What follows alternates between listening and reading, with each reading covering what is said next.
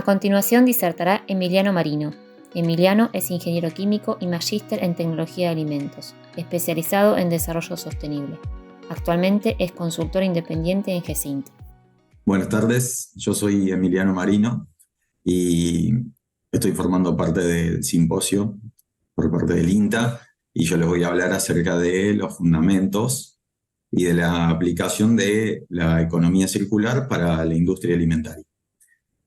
Para comenzar, vamos a contextualizar acerca de las metodologías de economías con las que a todos nos han formado o con las que hemos venido trabajando hasta hace unos años, que son los métodos de economía lineal, en el que comenzábamos siempre con una materia prima, independientemente del tipo de industria con el que estuviéramos trabajando. Posteriormente, para la manufactura o para la producción de un producto, tenemos la etapa industrial, ¿sí? En donde cual fuera la transformación pasaba por una industria, con el objetivo de llegar a un consumidor, ¿sí? Ese consumidor que aparecía frente al producto por una necesidad, por una promoción, y que luego de consumir, luego de adquirir el producto, pasábamos a la última etapa, que era la del desecho. La del desecho de todo lo restante del producto, no solo de los materiales de envase o de embalaje, sino en muchos casos de los sobrantes de los productos y los no consumibles. ¿Qué es lo que ha sucedido con este tipo de economía lineal? Ha tenido que sufrir algunas transformaciones porque se han generado algunas problemáticas, dado la volatilidad de la economía mundial, la aparición de la escasez de algunos recursos, como recursos naturales, petróleo, y un tema que hoy a todos nos concierne, que es el calentamiento global, ¿sí? El incremento global de la temperatura, por lo que, dadas algunas de estas condiciones, no podemos continuar con el mismo sistema de economía lineal con el que se venía trabajando, ¿sí? Esto nos lleva a todos a repensar de qué manera seguir produciendo alimentos, no solo alimentos, sino para cualquier tipo de producción o de manufactura, y hacerlo de una manera en la que pueda ser sostenible a lo largo del tiempo. Es aquí donde aparece el concepto de economía circular, ¿sí? La economía circular, si bien algunas industrias han trabajado naturalmente en un círculo de economía de este tipo, y muchas industrias lo vienen implementando desde la década del 80. Hoy, al menos en Argentina, es donde se encuentra en auge y todas las industrias están pensando en transformar su economía y algunas de las nuevas están comenzando a pensar su negocio de otra manera. ¿Qué es la economía circular? Bueno, tiene algunas similitudes y algunas diferencias con el modelo de economía lineal, ¿sí? Como pueden ver en este esquema, acá tenemos algunas similitudes como el ingreso de materia prima, la producción y la elaboración, la etapa de diseño y desarrollo del producto, que si bien no estaba marcado en el gráfico lineal, pero también es parte de ello, las etapas de distribución y consumo, pero aquí es donde se comienzan a notar algunas diferencias, ¿sí? Posterior al consumo, no tenemos el desecho, el vertedero, tal vez como se pensaba en el sistema de economía lineal, sino que aquí tenemos diferentes etapas de reutilización, recuperación, reparación o reciclaje de algunos productos. Y esto es importante saberlo, que no solo las industrias trabajan de esta manera, sino que muchas industrias fomentan para que sus consumidores trabajen y operen de esta manera para fomentar la economía circular o para facilitarlas en las organizaciones. Vale la pena destacar que no solo lo que nombré hace la economía circular, sino que una de las etapas más importantes es la de diseño, a pesar de que investigación y desarrollo o el diseño de un producto lo tienen ambas economías como un factor en común, pero la manera de hacerlo es algo diferente. y lo vamos a ver en una de las diapositivas posteriores. Lo que gráficamente marca la diferencia, la economía circular frente a una economía lineal, es la reinserción a la cadena productiva, ¿sí? Es un gráfico que tiene una retroalimentación de materiales, de servicios, de energías, y no tiene un inicio y un fin de la misma manera como lo tiene una lineal. Si bien los modelos de economía circular pueden ser diferentes para los otros tipos de industrias, algunas industrias trabajan con cero residuos, no generan ningún tipo de residuo, y otros tantos sí generan. Lo importante o lo que hay que destacar del modelo de economía circular es que la generación de residuos es mucho menor. La economía circular se basa en tres principios básicos. Aquí por el tiempo y por la metodología de explicación nos vamos a centrar en estos. Podríamos desarrollarlo un poco más, pero vamos a ver lo principal y en cómo se compone cada uno de estos principios, ¿sí? Como primera medida, lo importante es destacar que uno de estos principios se basa en la eliminación de residuos para la transformación de recursos. Esto es algo bastante conceptual, ¿sí? El tratar de eliminar el concepto de residuos para poder hablar de recursos hace que la industria tenga algunos cambios, que el proceso productivo sufra algunos cambios, pero vamos a estar hablando del mismo desecho industrial, ¿sí?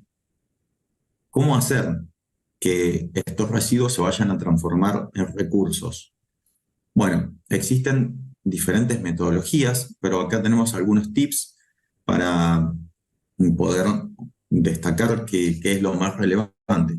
Lo primero surge con las condiciones y el almacenamiento que se les va a proporcionar a estos residuos para ser transformados en recursos. No es lo mismo si nosotros apilamos o almacenamos un determinado tipo de residuo para aprovecharlo, para generar un recurso posterior a su desecho, que si queremos directamente generar una basura que no tenga ningún aprovechamiento y ser eliminada en un vertedero.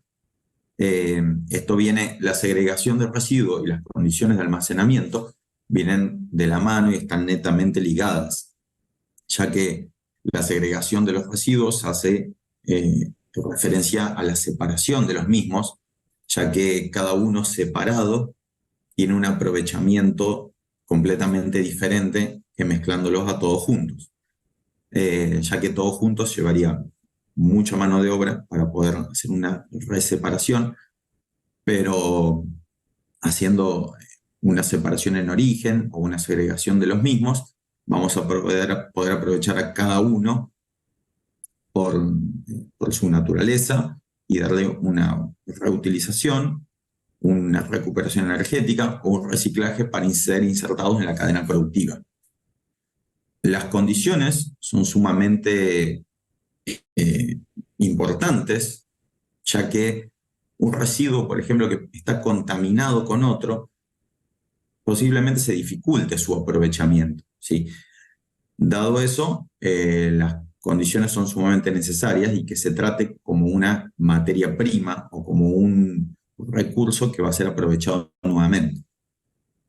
El análisis de composición también es un factor importante, dado que en función a si su composición es orgánica, es inorgánica, o es un residuo seco, es un residuo húmedo, y dependiendo de la matriz que tenga cada uno de ellos, va a ser el uso que se va a poder aprovechar, ¿sí? Para el que se va a utilizar nuevamente en una economía circular.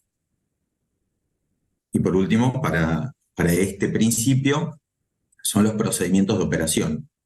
Si bien no se debe cambiar rotundamente la metodología de operación o de producción, sí es importante tener en claro que tal vez las obras de producción, el scrap, los embalajes o lo que sea que se genere como un residuo dentro de un establecimiento productivo, debe ser acondicionado y luego almacenado en condiciones óptimas, por lo que los procedimientos de una operación de manufactura deben ser adaptados a tal sistema.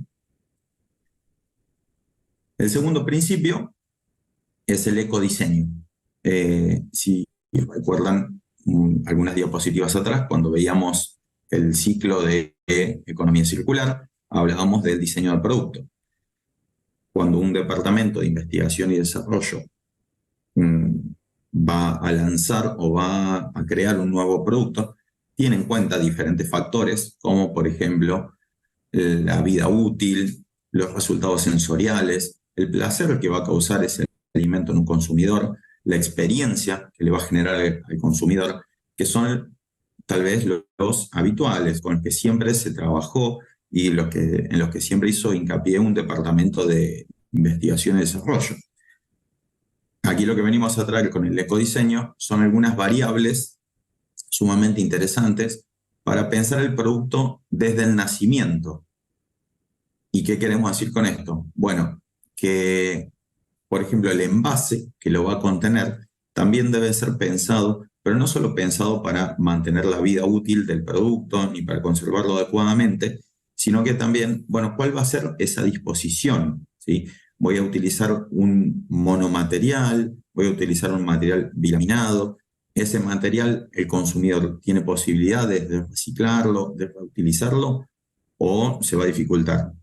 Lo mismo que los sobrantes para la producción, pensar, saber de antemano qué sobrantes puedo llegar a tener desde la manufactura para dar un aprovechamiento, ya sea en la misma industria o con una industria que esté trabajando en conjunto. ¿Qué emisiones? Emisiones, por ejemplo, de dióxido de carbono, va a generar el diseño de ese producto, la producción, para poder establecer medidas de mitigación. ¿Y qué recursos voy a utilizar para la producción de ese residuo? ¿Sí? Recursos como gas, energía, combustible, recursos naturales como el agua. ¿Qué va a ser necesario y de qué manera voy a controlar la operación para evitar que tenga un impacto ambiental negativo y significativo? Y acá viene un concepto muy importante que es, siempre se habló de que una empresa tiene responsabilidad por su producto, por sus residuos, desde de la cuna al cajón. Bueno, eso se encuentra completamente obsoleto, ya que cuando hablamos de cajón, hablamos de que algo se desecha completamente. Aquí hablamos de la responsabilidad de la cuna a la cuna, ya que ese producto que nace en la cadena productiva va a ser reinsertado nuevamente. Y el tercer principio, de los tres que estamos hablando, es el de generar independencia de recursos no renovables, pasando a utilizar recursos renovables, ¿sí? Ya que los no renovables, como el petróleo, en algún momento se van a agotar y una industria va a estar completamente dependiente de ese recurso. Si así fuera, no va a poder seguir produciendo. Ya para ir finalizando con esta presentación, les voy a mostrar algunos casos muy sencillos y muy breves de economía circular. El primero tiene que ver con los envases para alimentos, como el de tereftalato de polietileno o los envases PET, que normalmente son los utilizados por fábricas de gaseosas y jugos, como una embotelladora. Y fíjense que en la primera parte o columna del ciclo es la cadena productiva o de manufactura, de como habitualmente lo tenemos conocido, y todo lo que representa las flechas en verde es el ciclo de economía circular, en el que por procesos de análogos a la embotelladora se genera una recuperación de estos envases PET para utilizarlos en cierta proporción en una matriz de nuevos envases. El segundo caso, para aplicar, tiene que ver con, en este caso es maní, pero puede ser también para cualquier tipo de grano que genere cáscaras o pieles, en el que en las etapas de pelado o descascarado van a generar un subproducto, como en este caso el maní la cáscara, en el que una vez acondicionado puede ser combustionado en condiciones apropiadas para la generación de vapor y energía posterior para el aprovechamiento en la misma industria, ¿sí? Ya que normalmente los procesos de cascarado requieren de ciertos niveles energéticos. Bien, espero que sirva esta presentación. Gracias a todos. Dejo mis contactos en LinkedIn, tanto como Emiliano Marino o GESIN, que es la consultora en la que yo trabajo, y el Instagram también, si lo quieren agregar. Mi contacto está en el QR de WhatsApp. Muchas gracias.